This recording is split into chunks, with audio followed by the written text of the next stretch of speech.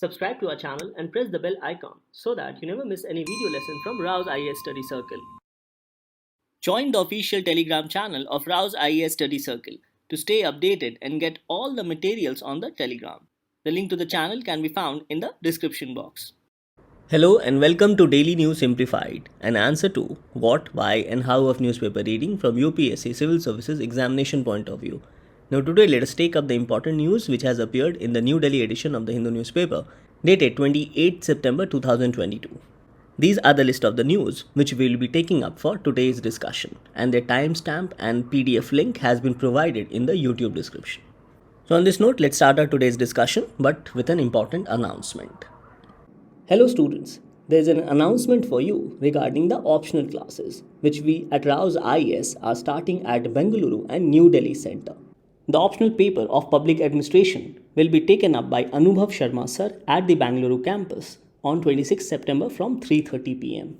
For the history optional subject, orientation class at the Bengaluru campus will be taken up by Parampreet Singh sir on 27th of September from 3:30 p.m. And the orientation for geography as an optional subject will be taken up by Indrajit Bariyar sir on 27th September from 6 p.m. So these three subjects will be taken up at Bengaluru Center. Shobik Sen sir will take up the optional classes for psychology optional at New Delhi on 28th of September from 3:30 p.m. And this will be followed up by the orientation class of sociology by Dr. Surendra Singh sir on 28th of September from 6 p.m. onwards. On 29th September, the orientation class will be taken up for PSIR optional by Rahul Puri sir from 3:30 p.m. Whereas on the same day, that is on 29th September from 6 p.m. onwards, orientation classes for the history optional will be taken up by Kritika ma'am and Mathimaran Raju sir. Next, on 30th of September, the orientation class for public administration will be taken up by Dr. V.K. Kaushik sir from 3:30 p.m., which will be followed up by the orientation class for geography optional at New Delhi campus from 6 p.m. on 30th of September by Vineet Thaplu sir. Now these orientation classes will be conducted both online and also in the offline mode. And these classes you can interact with your teachers about the optional subjects, the nature of questions asked, and also the syllabus provided by UPSC. Now let's take up this first news appearing on page number 1, which mentions about the launch of Jal Doot app by Ministry of Rural Development and Ministry of Panchayati Raj, as this app has been jointly developed by both these ministries. And this app will monitor groundwater levels, will be done by the Gram Rozgar Sahayaks, and this measurement of groundwater level will take place twice a year. First during pre-monsoon period between the period of 1st to 31st May, and the second during the post-monsoon period from 1st to 31st of October. And the groundwater level shall be measured in every village, whereby 2 to 3 wells shall be selected. And for this purpose, even Gram Panchayats are required to participate in the effort. Now, the government has launched this app not only to monitor the level of groundwater, which is depleting at a significant rate, but also the level of ground level water will help to facilitate better planning. And data which is collected through the Jal Doot app can be further and better utilized, not only as a part of Gram Panchayat development plan, but also for MG Nareka works and also for other research purposes. Now in the previous DNS of 15th September 2022, we discussed about this United Nations report on groundwater depletion, where we discussed in detail about the aspect of groundwater depletion. And one of the major reasons for groundwater depletion was not only because of intensive abstraction or intensive extraction of groundwater, but also because of climate change. As due to climate change, it is leading to drying up of various water ecosystem. Now, other reasons for significant depletion of groundwater levels are increased human settlement, including migration to urban cities, and this is impacting the availability of drinking water. Further, growth of water-intensive crops such as rice, especially in areas having less water, is also impacting the level of groundwater. So poor agricultural practices are also impacting the groundwater levels. So in this news, we discussed that government must come up with groundwater management practices. And it is here where the Jal Doot app will prove handy, as the app will help to facilitate better data availability regarding groundwater levels. And such measurements will also be beneficial for the planning purposes.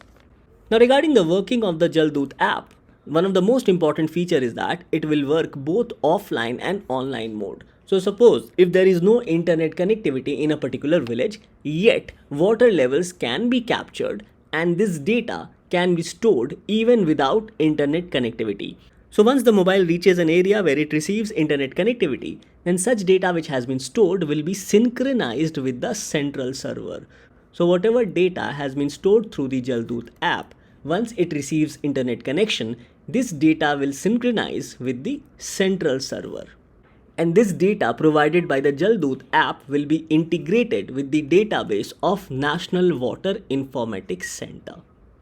So the idea is to map the groundwater levels of each panchayat and also to store such data in the central server, which is the National Water Informatics Center. Now this particular center, that is National Water Informatics Center, functions under Ministry of Jal Shakti, and it was set up by the government in 2018 as a central repository of updated water data and allied themes. So the objective of National Water Informatics Center is to collect and collate information regarding water availability, including groundwater levels, continuous update of data, maintain and manage the database and various systems, disseminate hydrometeorological data, also to collaborate with national and various international institutes regarding groundwater level management, and also to provide technical support to the National Water Informatics Center. So the center provides timely and reliable water resources data acquisition, storage, collation and management, and also tools for informed decision making based on data available on groundwater availability. And this data on groundwater availability further helps or improves decision making process for management of water resources across the country. Now the National Water Informatics Center is created as a subordinate office under Ministry of Jal Shakti, Department of Water Resources, River Development and Ganga Regeneration. Now this diagram highlighted in the news mentions about top 3 states where percentage of water level in wells have increased, that is percentage of groundwater has increased, and bottom 3 states where percentage of water level in the wells have dipped. And the 3 major states where percentage of water level in wells have dipped are Punjab, Rajasthan and Haryana. And definitely we can say that in these areas or in these states, the discharge of groundwater is much more as compared to the recharge.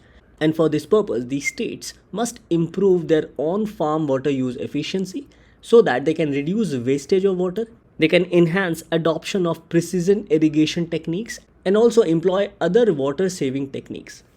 Whereas on the other hand, the 3 major states where percentage of water levels have increased in the wells are Tamil Nadu, Karnataka and Telangana. So here we can say that the recharge with respect to groundwater levels is much more as compared to the discharge of groundwater. So balance must be ensured in order to maintain proper groundwater levels across the country, and this balance must be with respect to discharge of groundwater, as groundwater is extracted mainly for the purpose of drinking in the urban areas, for industrial use and also for the purpose of farming. So here it highlights that there is a need to enhance recharge of aquifers and introduce sustainable water conservation practices, and this must be done by exploring feasibility of reusing treated municipal wastewater for peri-urban agriculture and also attract greater private investment in precision irrigation system. So definitely all those state governments whose groundwater have depleted must look for various techniques to improve their recharge of groundwater, and there is a need to ensure balance between discharge and recharge of groundwater levels. So the Jaldoot app, which is jointly prepared by Ministry of Rural Development and Ministry of Panchayati Raj, will not only help to monitor groundwater levels, but these data will also be beneficial for various planning purposes. Now this topic becomes important from the perspective of geography under GS paper 1. The next news for discussion appears on page number 8 in the editorial section, and it says, tread carefully. Power to remove online content must be used sparingly and responsibly. Now the central government under section 69A of Information Technology Act has blocked 45 videos from 10 channels. Now the article suggests that the reasons for which these videos have been blocked are fine, however it has questioned the process. Now according to section 69A of Information Technology Act, it empowers the central government to block online content if they are against the interest of sovereignty and integrity of India, they are against defense of India, they are against security of state or friendly relations with foreign states, or if they can disturb public order, and it is also done to prevent incitement to commission of any cognizable offense relating to these above issues. Now, these 45 videos which were removed from the internet were propagating serious or sensitive content against the unity and integrity of India, as they were propagating communally sensitive materials and could also be categorized as hate materials. They were also propagating sensitive issues which undermined unity and India's national integrity, and they were also indulgent in falseful propagation of issues pertaining to Kashmir, a false narrative of civil war in India, and also a false narrative of curtailment of rights of religious minorities. So the central government under Section 69A of Information Technology Act has blocked these 45 videos from 10 channels. However, the editorial has questioned the procedure which has been followed. And according to the procedure, recommendations of interdepartmental committee is necessary. And according to the Information Technology Intermediary Guidelines and Digital Media Ethics Code Rules 2021, the ministry shall establish an interdepartmental committee for hearing grievances, and the ministry shall also appoint an officer not below the rank of a joint secretary to the Government of India as the authorized officer for the purpose of issuing directions regarding blocking of content. Further, Rule 14 provides for formation of interdepartmental committee, and here it says that the ministry shall constitute an interdepartmental committee called the committee, consisting of representatives of Ministry of Information and Broadcasting, Ministry of Women and Child Development, Ministry of Law and Justice, Ministry of Home Affairs, Ministry of Electronics and Information Technology, Ministry of External Affairs, Ministry of Defense, and such other ministries and organizations, including domain experts, that it may decide to include in the committee. And the authorized officer shall be designated as the chairperson of such committee. Now, the intermediary rules also provide for blocking of information in case of emergency. Now, as per this rule, the authorized officer examines the contents which is to be removed, and if they attract any of the provisions under Section 69 of Information Technology Act, then the authorized officer shall provide his or her recommendation to the Secretary of Ministry of Information and Broadcasting. And based on the recommendation of authorized officer, the Secretary shall issue an interim order or interim direction, and if the Secretary is satisfied based on the decisions of authorized officer, then the Secretary may issue an interim direction to block such content, and this shall be done without providing an opportunity for hearing to those whose content is to be blocked. So after interim directions has been issued, not later than 48 hours and as soon as possible, the authorized officer shall place the order of the Secretary before the interdepartmental committee for its recommendations. Now, the committee shall either approve the decision of the Secretary, and based on which the Secretary of Ministry of Information and Broadcasting shall pass the final orders for blocking of such content. And in case the committee does not concur with the decision of Secretary, then the interim order which is passed by the Secretary regarding blocking of content shall be revoked and the content shall not be blocked. So this is the procedure which has been provided in the IT Intermediary Rules of 2021 regarding blocking of information in the case of emergency. Now, regarding the procedure in normal rules, that is not in cases of emergency, the committee shall examine the complaints or grievances and may accept or allow such complaint or grievance and make the following recommendations to the ministry. And these recommendations can be regarding warning, censuring, admonishing or reprimanding such entity or such content, requiring an apology by such entity, requiring such entity to include a warning card or disclaimer. In case of online curated content, the committee may direct the publisher to reclassify ratings of relevant content, edit synopsis of relevant content, or order for appropriate modifications in the content descriptor, age classification, or parental or access control. Further, the committee can also recommend to delete or modify content for preventing incitement to the commission of cognizable offense relating to public order.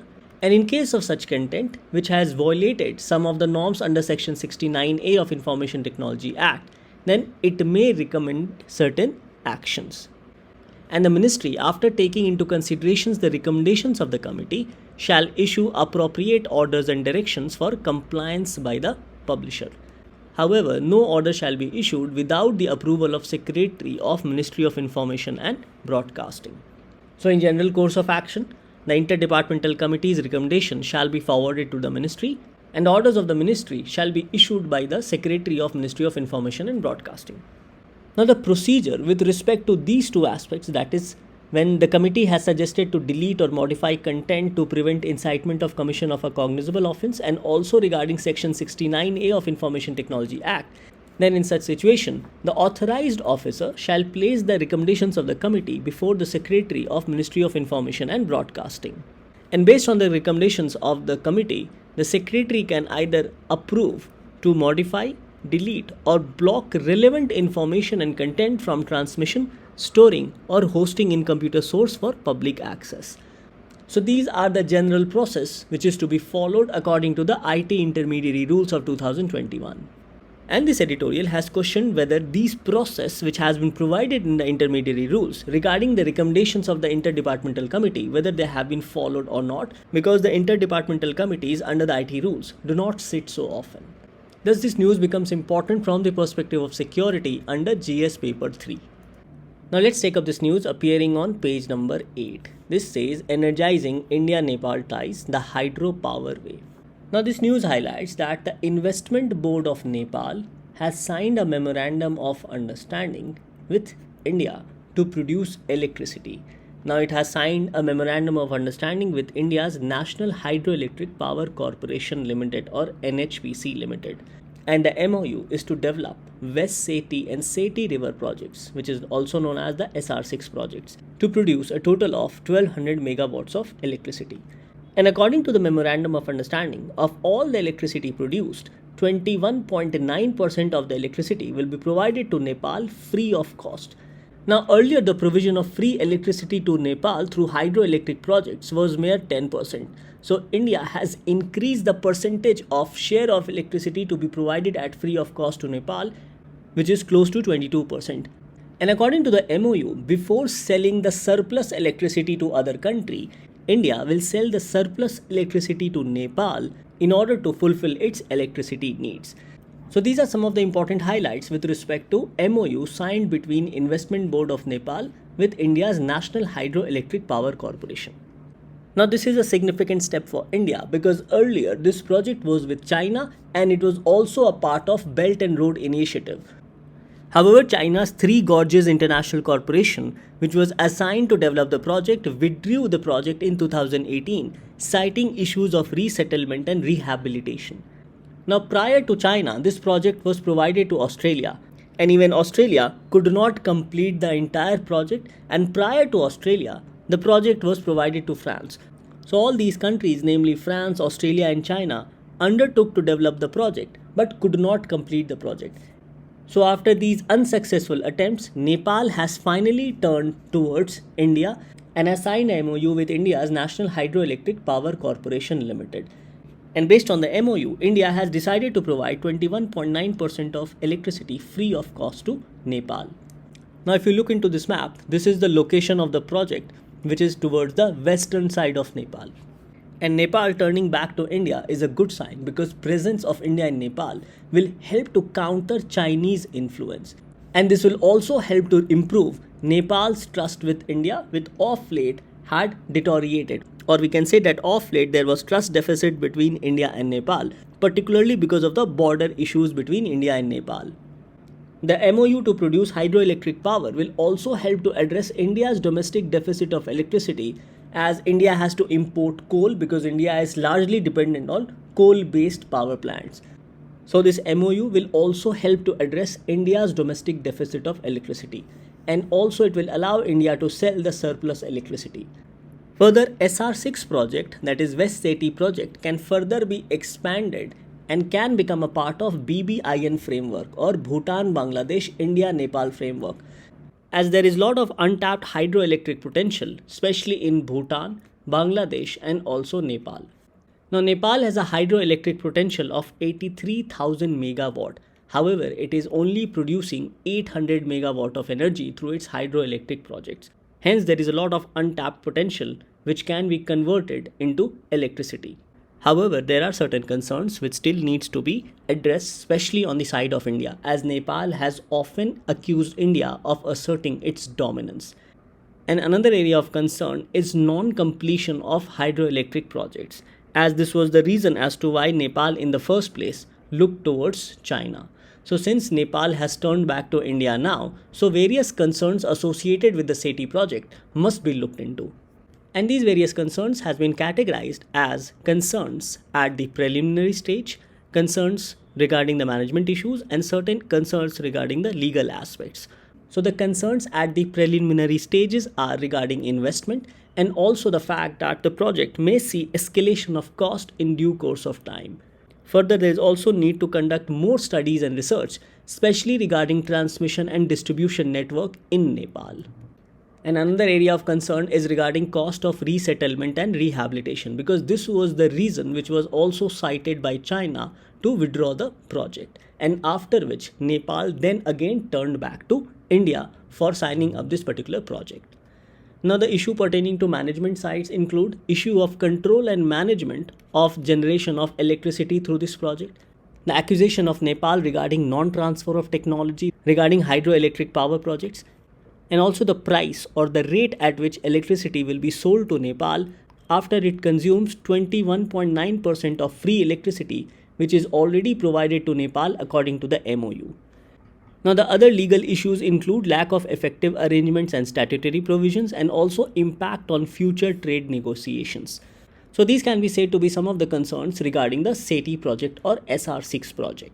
Now this particular article regarding India-Nepal hydropower ties becomes important, particularly from the perspective of bilateral relations under GS paper 2. Now this news appears on page number 14 in the economy section, and it says jobs grew in the final quarter of last fiscal. Manufacturing is largest contributor. Survey. So, the Ministry of Labour and Employment in its latest report has released the fourth round of Quarterly Employment Survey or QES. So, this QES or Quarterly Employment Survey is a part of All India Quarterly Establishment Based Employment Survey. And the AQEES, that is the All India Quarterly Establishment Based Employment Survey, has been taken up by the Labour Bureau, and it provides quarterly estimates about employment and related variables of establishments in both organized sector and also unorganized sector of 9 selected sectors, and these 9 sectors account for a majority of total employment in the non-farm establishments. So AQEES, that is All India Quarterly Establishment Based Employment Survey, provide quarterly estimates of employment and related variables both in the organized sector and also in the unorganized sector in 9 selected sectors. These 9 selected sectors are manufacturing, construction, trade, transport, education, health, accommodation and restaurant, IT BPO, and financial services. Now the AQEES has 2 components. The first component is Quarterly Employment Survey, that is QES, and the second component is AFES or Area Frame Establishment Survey, and QES relates to the establishments employing 10 or more workers in the organized sector, and AFES or Area Frame Establishment Survey relates to the establishments employing 9 or less workers. Now QES or Quarterly Employment Survey as a part of AQES was launched in April 2021 to capture important information in terms of employment and related variables in organized sector of the economy. So just remember this difference that AQES has 2 components. QES takes data from the organized sector employing 10 or more workers, and AFES relates to establishment employing 9 or less worker or in the unorganized sector. Now another important term highlighted here is that the report of QES on Quarterly Employment Survey is based on demand side survey along with the supply side survey which is provided by Periodic Labour Force Survey. So PLFS or Periodic Labour Force Survey is a supply side survey, whereas Quarterly Employment Survey is a demand side survey. And according to the government, both these surveys, that is both demand side survey and supply side survey, will help to bridge the data gaps on employment in the country. Now generally UPSC does not ask questions on quarterly reports. Yet you need to know about QES, that is Quarterly Employment Survey, which is a part of AQEES, and this report has been released by Ministry of Labour and Employment. Now, regarding the key highlights of this report, there has been an increase in overall employment from first quarter as compared to fourth quarter. As you can see, in the first quarter, 3.08 crore people were employed, whereas in the fourth quarter, this has increased to 3.18 crores. Another important highlight is that manufacturing sector accounts for the largest percentage of total number of workers employed, and this is followed by education sector having 21.7% employees, followed by IT BPO sector having 12% of employees, which is then followed by health sector. Now, regarding the size of the establishment, approx 80% of the establishment engages 10 to 99 workers, and only 1.4% of the establishments reported at least 500 workers. So such large establishments were mostly IT or BPO sector and in the health sector. Now, the report further says that female workers' participation reported marginal increase from 31.6% in the third quarter to 31.8% in the fourth quarter. And female workers constituted 52% of the workforce in the health sector. However, the percentage of female workers was 44% in the education sector, 41% in the financial services sector, and 36% in the IT BPO sector. So these are some of the key highlights of the fourth quarterly employment survey report. Thus, this news becomes important mainly from your prelims perspective under the section of Indian economy. Now let's take our last news for discussion, which appears in the text and context section, and it says that NASA spacecraft asteroid collision. What is the kick method or kinetic impact method which was used to deflect an asteroid headed towards Earth? How can this technique be further utilized for space mining technologies? Now, NASA's DART here refers to Double Asteroid Redirection Test. Now, the two asteroids here are Didymos and its moonlet or its smaller version or smaller asteroid, which is the Dimorphos. So, NASA's DART, which was about 600 kg, hit this smaller moonlet of the asteroid. And the purpose of hitting this particular moonlet or Dimorphos was to deflect its orbit. Now, once the orbit is deflected, it is assumed that it will take lesser time to orbit Didymos as Dimorphos orbits its larger asteroid Didymos. So, NASA's DART successfully deflected Dimorphos, and it is expected that it will shorten its orbit. So, as you can see, it mentions about the new orbit after impact. So, DART or Double Asteroid Redirection Test experiment was part of NASA's planetary defense strategy. So, NASA's DART targeted the asteroid moonlet or the smaller asteroid Dimorphos, and it orbited the larger asteroid called Didymos, which we have already seen in that picture. Now, neither asteroid posed any threat to Earth, but the purpose of the crash was to change its orbit and also to reduce its orbiting time. So with this successful experiment, it has been confirmed that with the help of kinetic impact or kick, NASA can deflect the direction of any asteroid. Now, Draco and SmartNav helped DART to identify the smaller asteroid so that it can hit the smaller asteroid and deflect its trajectory. Now, the project has been successful and it can be used again to save Earth from potentially dangerous asteroids if such asteroids are on course to Earth. Now, another benefit for this experiment is that the kick technique or kinetic impact technique can be used to conveniently place asteroids for mining purposes. That is, mining of rare earth elements, and this can fuel space mining, especially near Moon or between Earth and Mars or between any convenient place for space mining. Now, rare earth elements are a set of 17 metallic elements, and these includes 15 lanthanides on the periodic table, scandium and also yttrium.